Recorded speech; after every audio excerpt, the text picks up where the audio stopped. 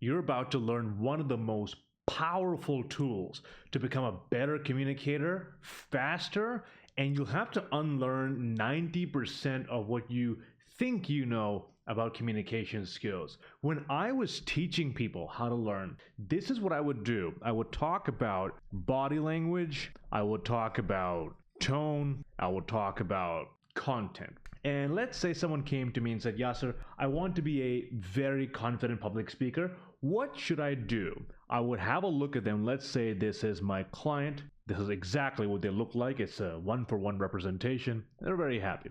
They would speak, they would say blah, blah, blah. And then I would analyze them. I would say, okay, for their body language, I'm noticing their hands don't move very often. Or they do move, they try to play with their fingers a lot. Or they look down. So I'm going to start to make this list of things. I'm going to analyze everything they're doing. Then what I used to do is I would analyze their tone. Okay, how are they talking? They go up at the end of the sentence like this, like everything's a question and they're not really sure about what they're talking about, or they're too quiet. Perhaps another thing they might do is they might go and ramble, go round and round, no clear points, meaning they just talk for 10 minutes and you don't quite know what it is they're talking about. This is how I would train a client. The challenge with this, I found, I would tell people, hey, okay, do this with your hands. Now, they're not thinking about what to say, how to say it, how to structure it. They're just thinking about their hands the whole time. Okay,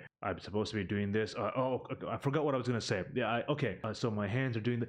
So all of their focus has now shifted away from all the things they were doing right. And now they're focusing on one thing that is taking away all their attention. Now, at first I thought, okay, just focus on your hand movement is going to get better and work really well. They got really good at hand movement. But I found, let's say they're about to get on stage and they're thinking about the content, they're a little nervous. If they have 1, 2, 3, 4, 5, 6, 7 things to do and remember, they're not going to be able to do it. So similarly, when you're watching let's say you're watching some expert on, here's one thing you should do with your body language. Always do this, or always start your speech like this. Always make eye contact like this. Always do X, Y, Z. Your mind cannot remember all of that, especially in the moment when you need to apply it. And if you make an attempt to remember everything, let's say you have a list of 23 different things I must do to have the best behavior on stage or when I'm communicating,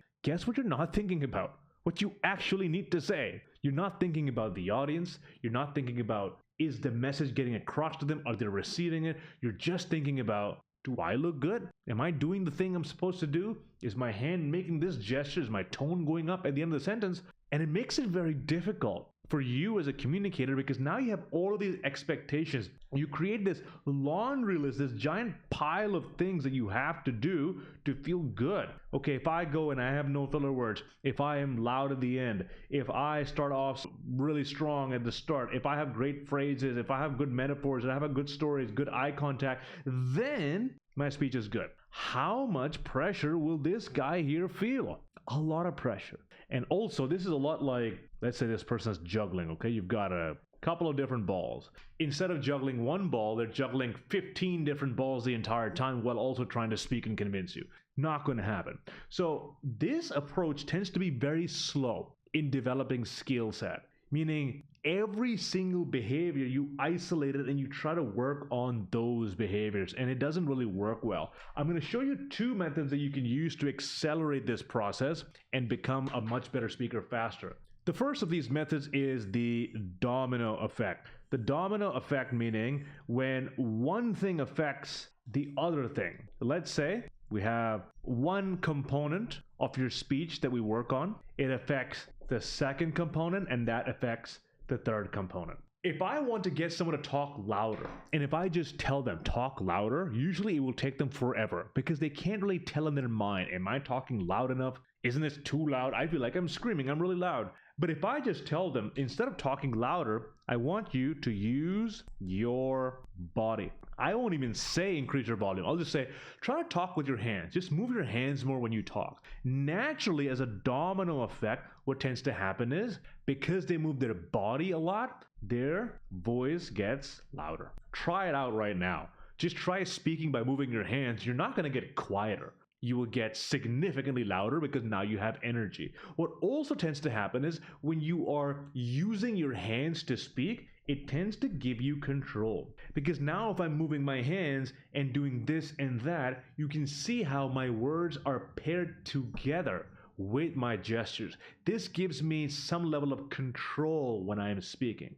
So all I did was give the input to use the body, but it created byproducts which create other benefits. So instead of saying do this with your hands, now raise your volume, now be more controlled, now slow down, that's going to take you too much time. But if I just say move your body in a controlled way, or just move your body, when you do that, a lot of other things will improve. Now, you have to judge yourself. When I'm coaching people, I have to see, okay, are we getting the desired response? Because sometimes you use your body and you end up talking very fast. Like, oh yeah, so today I was here and then I was there and then I was doing, now you look really frantic. So you have to experiment with this. So this is one method. Now, I want to share with you the one that's changed my life the most, and it's making my coaching just infinitely more useful for my clients, and it's going to help you too.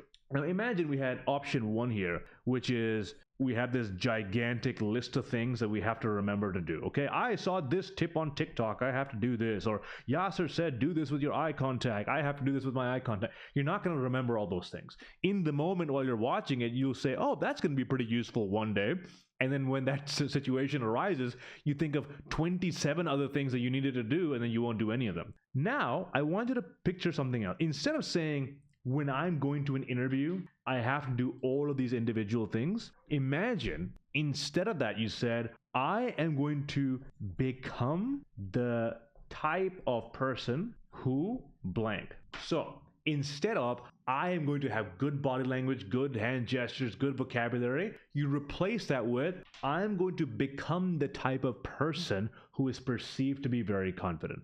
Or I'm going to become the most confident person in the room. I'm going to become someone who's already gotten this job. Now you might be wondering, well, what does that mean for public speaking? If you can think of yourself, let's say you walk in the room, you walk into the interview joint, and you imagine that you already have the job, they already love you, you own the entire company, how would your behavior change? How would your behavior change when you walk in there? How will you carry yourself? Will you just be slouched and scared and looking around and being afraid? Or will you feel, hey, I own this place. This is mine. I already got the job. Everyone knows me. Everyone loves me. How much confidence will you then carry yourself with? Similarly, when you're going into a public speaking situation, let's say you are on stage in front of a large crowd and you have tons of people, in your mind, the internal chatter might be, do this, do that, do this, do that. Now you're nervous, you're thinking about yourself. But if instead of all of this stuff, you just gave yourself one benchmark in your mind. Let's say your favorite speaker is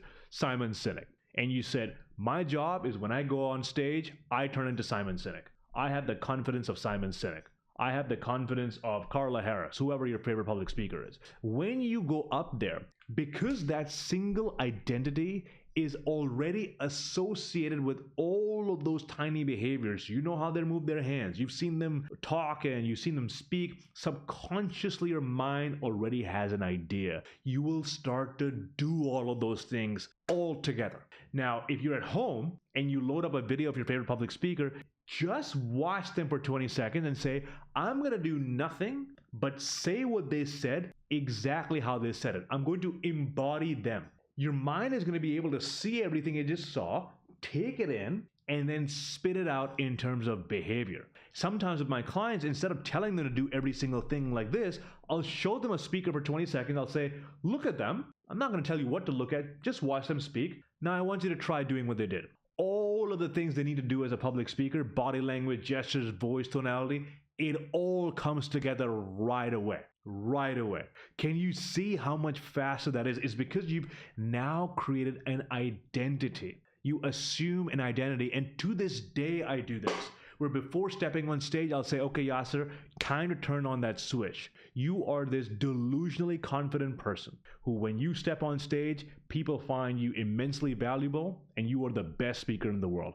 I consciously have to make this switch in my head because then I'm not so busy thinking about, are my hands doing the right thing? Am I saying? I'm not concerned because when I have that identity, I'm already that person. So all of my behavior changes. One of my coaches gave me a really good example. He said, a lion does not need to sharpen his claws to know he's the king of the jungle. He knows he just is. So if you had to every single time do good gestures, have great tonality just to feel good about yourself, that means you're putting on a facade, you're putting on a mask to fool the external world because you don't have that identity inside.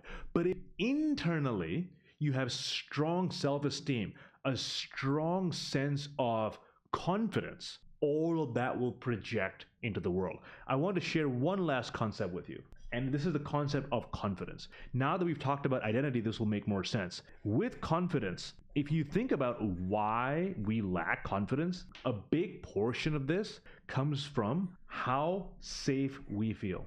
Think about it. If you go into a situation where someone is going to ask you to talk about a topic only you know, literally nobody else knows about, like your name, where you were born, which city you were born in, what you ate for lunch, only you know. You're not going to lack confidence because you feel safe in that environment. Hey, I can say anything and people will love me. Similarly, when you see celebrities invited to speak, many times they don't really prepare. They just show up because they feel safe enough knowing they already have that brand. They can show up and people will love them regardless. But for some of us who've grown up and our teacher was very strict early on, our parents were very strict, we don't feel safe enough to express ourselves. We feel like, oh, if I say this or do this, it might be wrong and people might not like me. So we don't feel safe. And because we don't feel safe, we don't feel confident in our ability. So in order to first feel safe, we have to feel safe that whatever we will do or say is acceptable and people will like it, even if we have no reason to believe it. So if you're stepping on stage and you're really nervous, you're really anxious, you're thinking about all the things that can go wrong, I want you to convince yourself you're the type of person who feels safe enough to be yourself. You're the type of person who can embody this image of the most confident public speaker in the world, and you are safe in this environment. Because when you feel safe, you feel confident. Other ways of building safety is by rehearsing, meaning you've just said that material a ton of times. You don't pretend to be someone who knows about the subject when you actually don't. So this gives you safety because it also gives you certainty. So how can you bring all of this stuff together? Instead of working at one thing at a time, like, okay, I'm going to work on my body language here, and then this here, and then this here, and then that here, there is a time and place for that. If you have absolutely no idea what it is you're doing, or you have everything in your speech is great, but one tiny area is suffering, then you can laser in on that and you can focus on that. It works very effectively. But if you're trying to work on your speaking skills in general and you want to explode how fast you become a good communicator, instead of working on the individual component, work on the internal side of things. Because internally, if you feel safe enough to be yourself, if you feel confident, if you walk around thinking, I own the place, I deserve this, I deserve to be on this stage, I deserve the attention of these people, all of the body language, all of the voice, all of that will come out perfectly fine. And you don't have to consciously think about what you're doing. So work on the internal and you will come across confident on the external side of things. Now, if you do want to become a better communicator faster in just 10 days, I have a free training in the description that goes over exactly how you can do that. Hopefully this was helpful. See you in the next one.